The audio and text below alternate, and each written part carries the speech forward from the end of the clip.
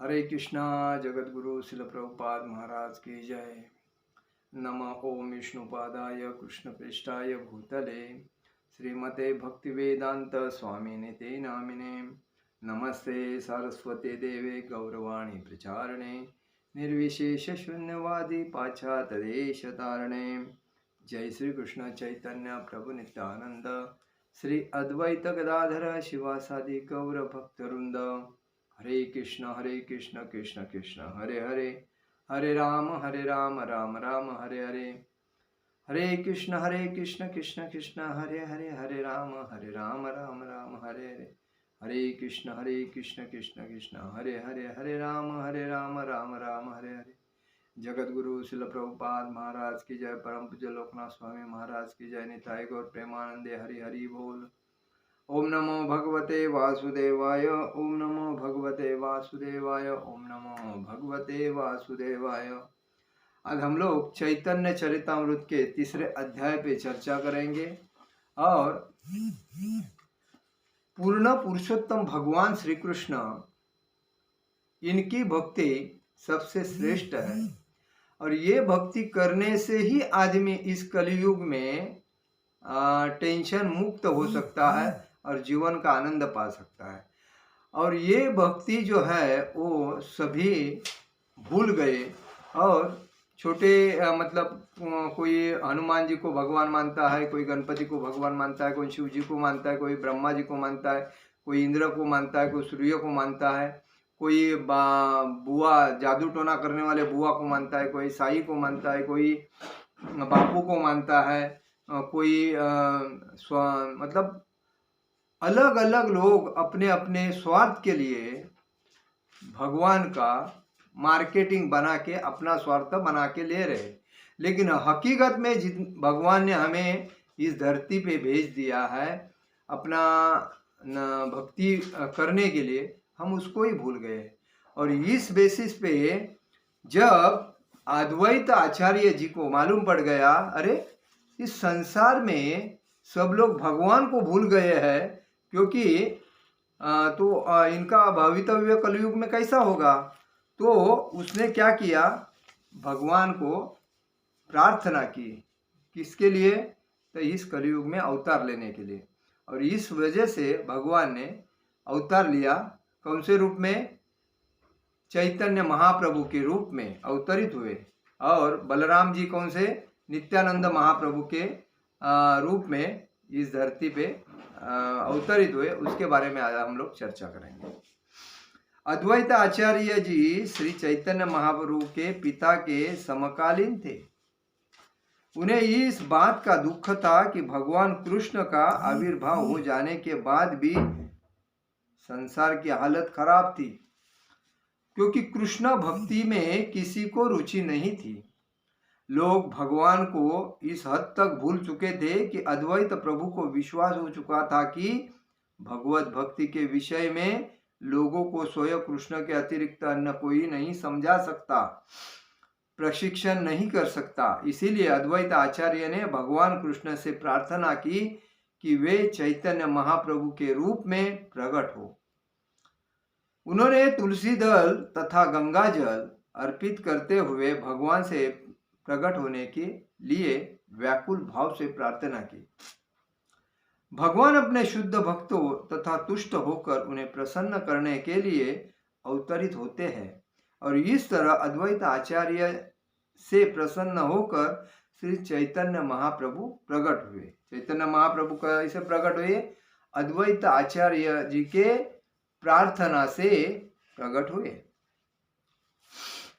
श्री चैतन्य प्रभु वंदे यत्पादाश्रय वीर्यताम संगहात्या करवाता यज्ञ सिद्धांत स्मरणीयम।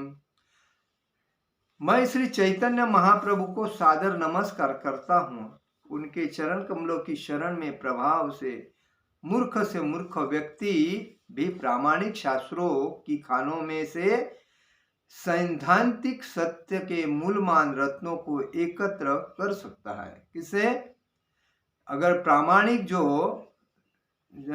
मूर्ख से मूर्ख भी व्यक्ति प्रामाणिक शास्त्रों मतलब शास्त्र अतिशय महत्वपूर्ण है। शास्त्रों के खानों में से सैद्धांतिक सत्य के मौल्यवान रत्नों को एकत्र कर सकता है। मतलब इतने शास्त्रों में, देखिए हम लोग शास्त्र को भूल चुके हैं और शास्त्र को भूल चुकने के वजह से हम लोग हर दिन टेंशन में रहते हैं, दुखी रहते हैं, अंधकार में त्रस्त रहते हैं। ये दुखालय है इसीलिए, क्योंकि हमें रास्ता किसी ने बताया तो हम सुनते नहीं, अपने मर्जी से चलते हैं और इसीलिए प्रॉब्लम है। जय जय श्री चैतन्य जय नित्यानंद, श्री अद्वैत चंद्र जय गौर भक्त वृंद। श्री चैतन्य महाप्रभु की जय हो, श्री नित्यानंद प्रभु की जय हो, श्री अद्वैत चंद्र प्रभु की जय हो और श्री चैतन्य महाप्रभु के समस्त भक्तों की जय हो। ये जब प्रकट हो गए तभी उन्होंने अपने साथ अपनी टीम ही लेके आए थे। चैतन्य महाप्रभु, नित्यानंद महाप्रभु, अद्वैत जय श्री कृष्ण चैतन्य प्रभु नित्यानंद, श्री अद्वैत, श्री गदाधर, शिवासादि, गौर भक्त वृंद, ये जो उनके जो टीम थी उनके साथ पंचम टीम लेके आए थे। तृतीय शोकेर अर्थ कैल विवरण, चतुर्थ शोकेर अर्थ शुन भक्त गण। मतलब मैं तीसरे श्लोक का तात्पर्य बता चुका हूँ। हे भक्त जन, अब कृपा करके ध्यान पूर्वक चौथे श्लोक का अर्थ सुने। अनर्पित चरिचिरात करुणयवतीर्ण कलो, अनर्पित चरिचित कारुण यावर्तीर्ण कलौ, समर्थयितुमण ज्वलरस स्वभक्ति श्रियम, हरिपुरटपु सुंदर श्रुति कदम्ब संदीपित, सदा हृदय कंदरे स्फुरतु वशचि नंदन। वे भगवान श्रीमती, वे भगवान जो श्रीमती सची देवी के पुत्र के रूप में विख्यात हुए। चैतन्य महाप्रभु के माता जी का नाम क्या है? सची देवी। उनके पुत्र के रूप में प्रकट हुए। आपके हृदय की गहराई में दिव्य स्नान ग्रहण करे। वे पिछले सोने की दैदीप्यमान धुति से युक्त होकर इस कलियुग में अपनी अहेतु की कृपा से भक्ति का सर्वोच्च रस, माधुर्य रस प्रदान करने के लिए वह अवतरित हुए, जिससे इसके पूर्व अन्य किसी अवतार ने प्रदान नहीं किया है। देखिए वो चैतन्य महाप्रभु क्यों अवतरित हुए? तो इस सर्वोच्च रस, भक्ति का जो सर्वोच्च रस है, कौन सा? माधुर्य रस, और प्रदान करने के लिए सर्वोच्च रस, ये प्रदान करने के लिए वो अवतरित हुए। पूर्ण भगवान कृष्ण व्रजेन कुमार, गोलोके व्रजरसः नित्य विहार। व्रजराज के पुत्र श्री कृष्ण परम भगवान है। वे अपने सनातन धाम गोलोक में, जिसमें व्रजधाम भी सम्मिलित है, अपनी दिव्य लीलाओं का वही आनंद ले रहे हैं। ब्रहार एक दिने तिहो एक बार, अवतीर्ण हत्रा करेन प्रकट विहार। वे ब्रह्मा के एक दिन में एक ही बार इस जगत में अपनी दिव्य लीलाओं प्रकट करने के लिए अवतरित होते हैं। वो ब्रह्मा के एक दिन में एक ही बार इस जगत में अपनी दिव्य लीलाएं प्रकट करने के लिए अवतरित हुए। कौन? भगवान श्री कृष्ण चैतन्य रूप में भगवान के ब्रह्मदेव के एक दिन में ही वो एक बार जगत में अपनी दिव्य लीलाएं प्रकट करते हैं।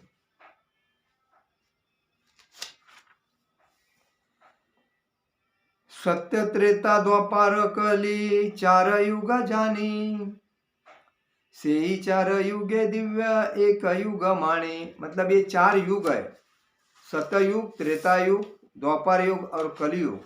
ये चार युगों में वह हम जानते हैं कि युग 4 है, यथा सत्ययुग, त्रेता युग, द्वापर युग और कलयुग। द्वापर युग के लास्ट में भगवान श्री कृष्ण ने जन्म लिया था। उसको 5,500 साल पूरे होने के बाद 5,600 साल में भगवान चैतन्य महाप्रभु ने अपना द्वापर मतलब कलयुग में जन्म लिया। ये चारों मिलकर एक दिव्य युग की रचना करते हैं। कौन से? सत्ययुग, त्रेता युग, द्वापर युग और कलयुग मिलके एक रचना करते हैं।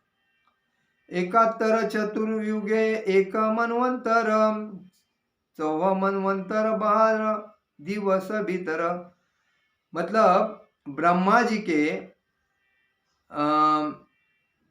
71 दिव्य युग मिलकर एक मनवंतर बनाते हैं और ब्रह्मा के एक दिन में 14 मनवंतर होते हैं। देखिए 71 दिव्य युग मिलकर एक मनवर बनता है। कितना? 71 युग दिव्य युग मतलब त्रेता युग, सत्ययुग, त्रेता युग, द्वापर युग, कलयुग, ये जो युग है ये 71 दिव्य मिलकर एक मनवंतर बनता है और ब्रह्मा के एक दिन में 14 मनवंतर होते हैं। ब्रह्मा के एक दिन में कितने मनवर होते हैं? 14 मनवंतर होते हैं। तो मनवंतर एक मनु द्वारा शासन करने की अवधि है। मनवंतर का अर्थ क्या है? एक मनु जो है उससे शासन करने की अवधि है, म्हणजे कालावधि है। ब्रह्मा के जीवन का एक दिन 12 घंटे 14 मनुओं के शासन काल के बराबर है। ब्रह्मा जी के जीवन का एक दिन 14 मनुओं के शासन काल के बराबर है और ब्रह्मा की रात्रि भी इतनी ही बड़ी होती है। ये गणनाएं सूर्य सिद्धांत नामक प्रामाणिक खगोल विज्ञान की पुस्तक में दी हुई है। इस पुस्तक का बंगाली अनुवाद खगोल विज्ञान तथा गणित के महान पंडित विमल प्रसाद दत्त ने किया है। यदि बाद में भक्ति सिद्धांत सरस्वती गोस्वामी कहलाते हैं, यही हमारे कृपालु गुरु थे। सूर्य सिद्धांत के अनुमान के लिए इन्हें सिद्धांत सरस्वती पदवी से विभूषित किया गया और जब उन्होंने संन्यास ग्रहण कर लिया तो उनके नाम के साथ गोस्वामी महाराज की पदवी जुड़ दे। देखिए अभी ये जब पूरा सब लोगों को पूर्वी जानकारी थी, लेकिन 5,500 साल पहले जब चैतन्य महाप्रभु आने के बाद भी अपने देश के ऊपर अलग अलग देशों का राज्य आने लगा, ब्रिटिश का राज्य और मुगल का राज्य, ऐसा तो किसी को भक्ति की याद नहीं थी।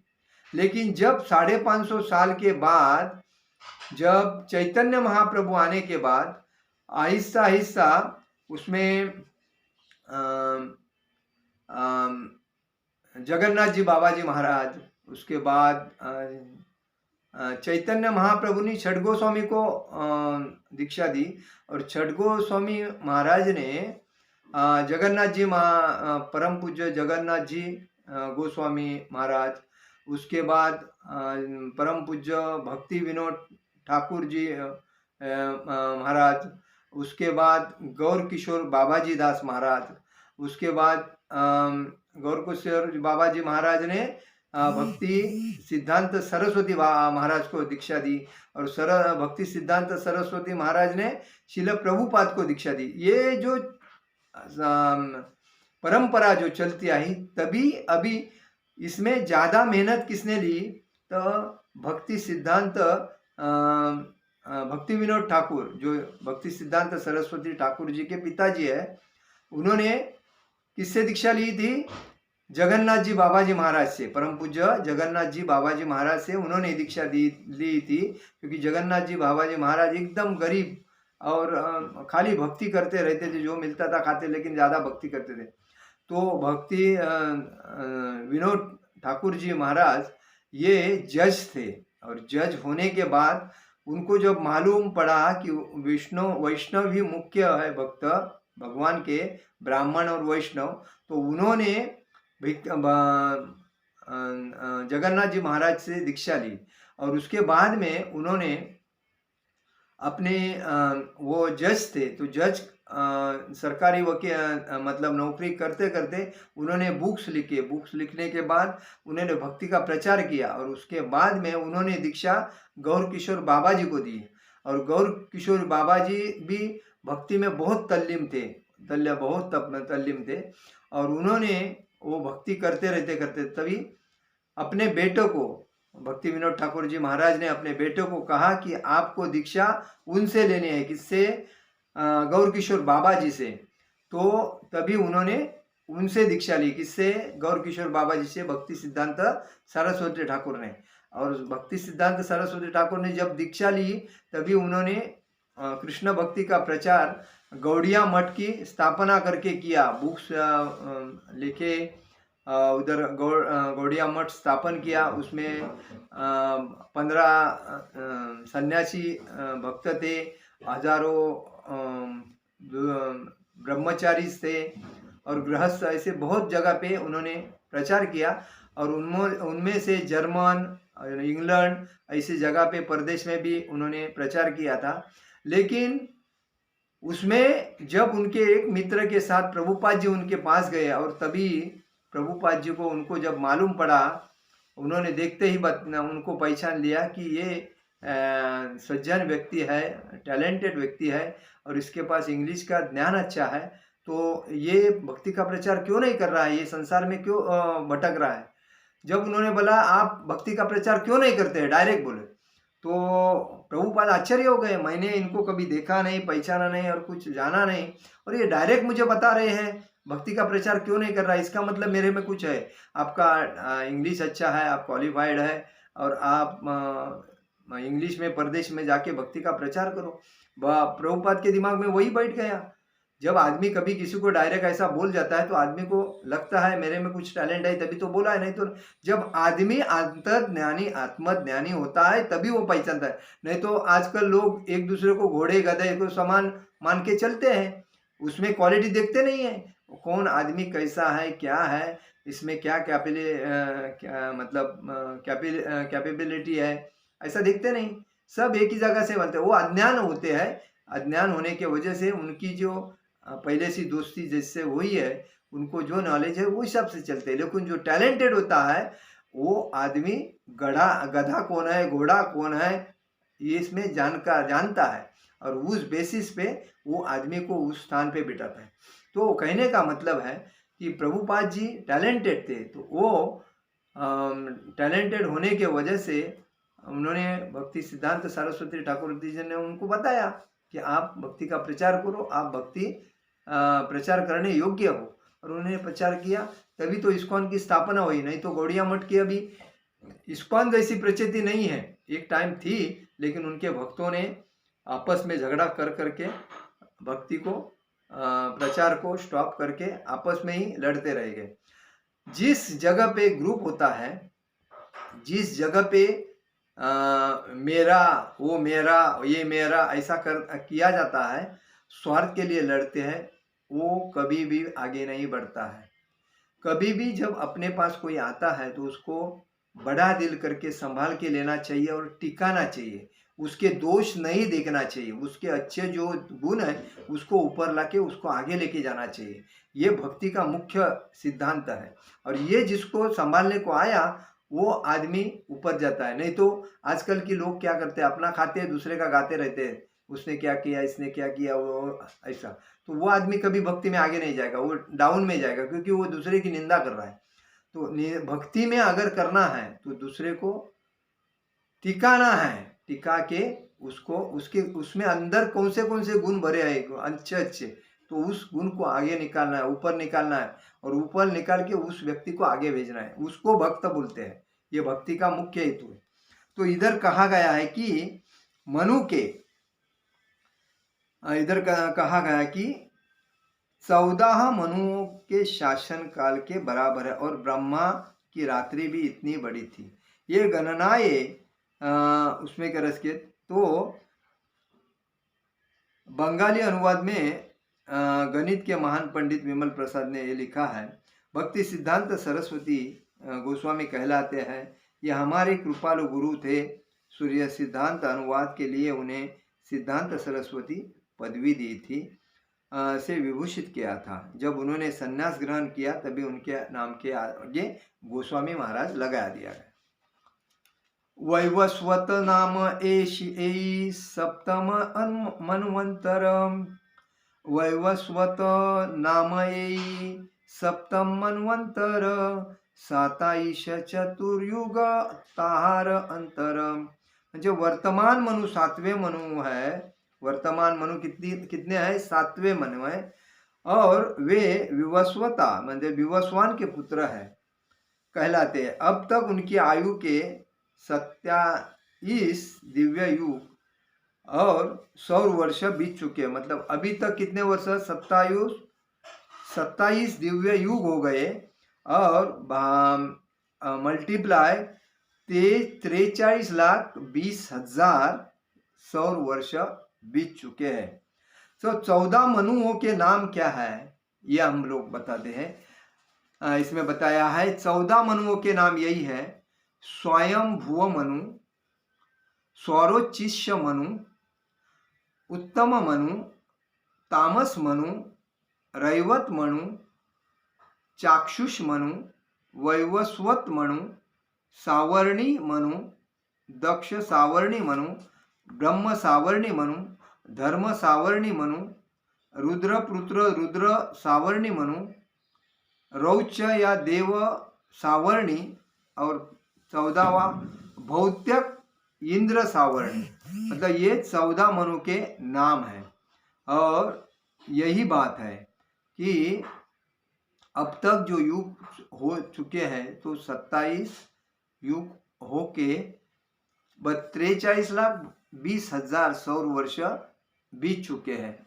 और ये कलयुग कितने लाख का है? 4,32,000 साल का ये कलयुग है। और उसमें से 5,049 साल बीत चुके हैं। बाकी आगे कलयुग भारी होने वाला है। तो कहने का बात है कि इसमें दिया है कि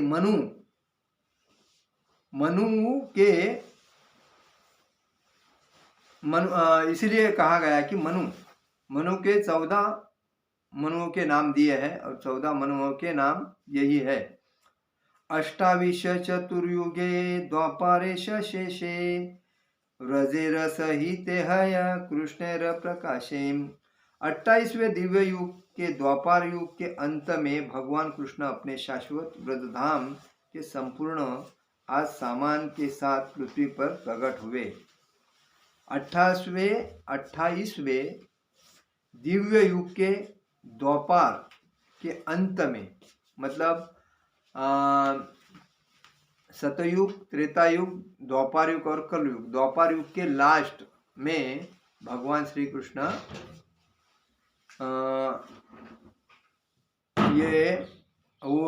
इधर दिया है 28वें दिव्य युग के द्वापार युग के अंत में भगवान कृष्ण अपने शाश्वत रोजधाम के संपूर्ण साथ सामान के साथ पृथ्वी पर प्रकट होते हैं। तात्पर्य में श्रील प्रभुपाद लिखते हैं, अब वैवस्वत मनु का शासन काल है। विवस्व मनु का शासन काल है जिसमें चैतन्य महाप्रभु प्रकट होते हैं। सर्वप्रथम भगवान कृष्ण 28वें दिव्य युग के द्वापार युग के अंत में प्रकट होते हैं और तब उसी दिव्य युग के कलयुग में चैतन्य महाप्रभु प्रकट होते हैं। भगवान कृष्ण तथा भगवान चैतन्य ब्रह्मा के प्रत्येक दिन में एक बार अर्थात 14 मनवंतरों में एक बार प्रकट होते हैं। प्रत्येक मनवंतर की अवधि 71 दिव्य युग की होती है। प्रत्येक मनवंतर की अवधि कितनी होती है? 71 दिव्य युग की होती है। ब्रह्मा के दिन प्रारंभ से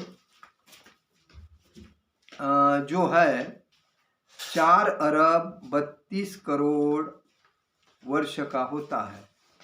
6 मनु प्रकट होकर लुप्त हो जाते हैं, तब भगवान कृष्ण प्रकट होते हैं। देखिए, जो ब्रह्मा जी का जो दिन है प्रारंभ है कितना?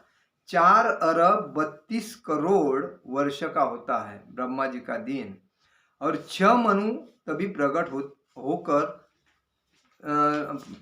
समाप्त हो जाते हैं, और उसके बाद में भगवान कृष्ण उस प्रकट होते हैं।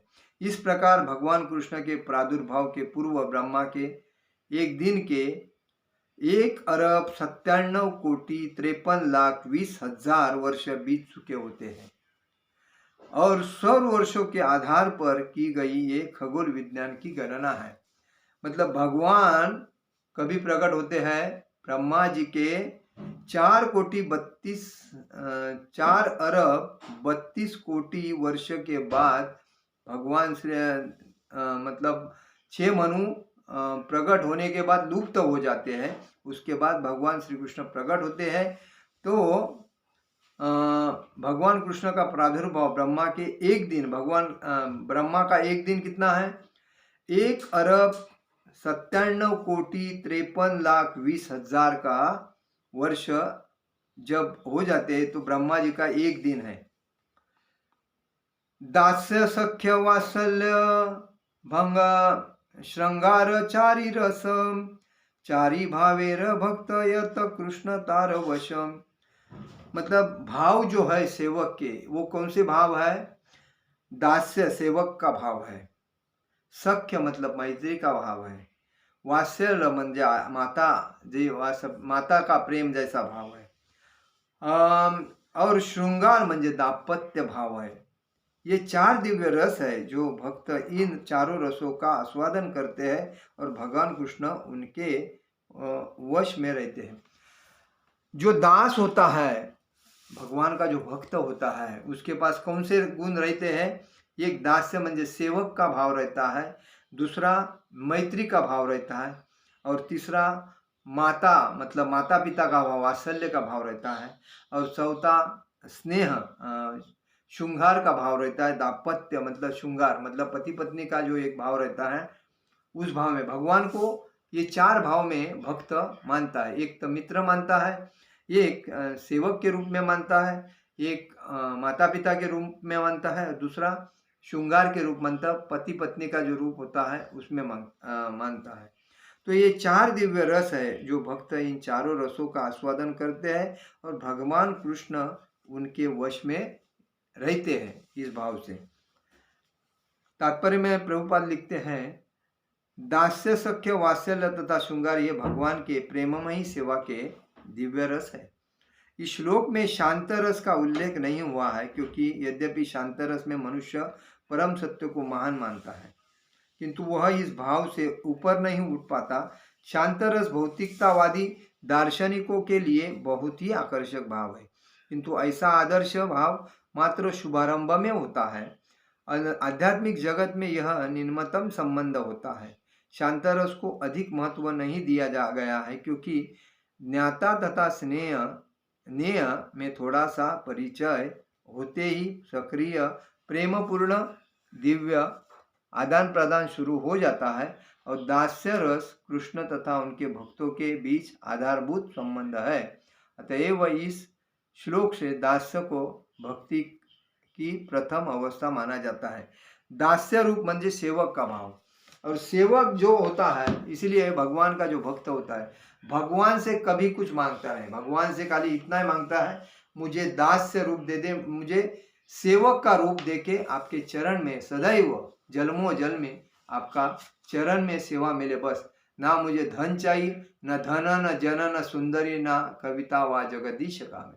ये जो है मुझे न धन न जन न सुंदरी कविता व जगद, ना धन चाहिए, न धन न जन न जनदाय जन का समुदाय चाहिए, न धन न जन न सुंदर स्त्री चाहिए, न धन न जन न सुंदरी कविता व जगदीश वै। मुझे बात कुछ ही नहीं चाहिए, मुझे खाली यही चाहिए कि आपके चरण में दास्य भाव के रूप में सेवा करना मिलना चाहिए, बस आपके चरण में रहकर।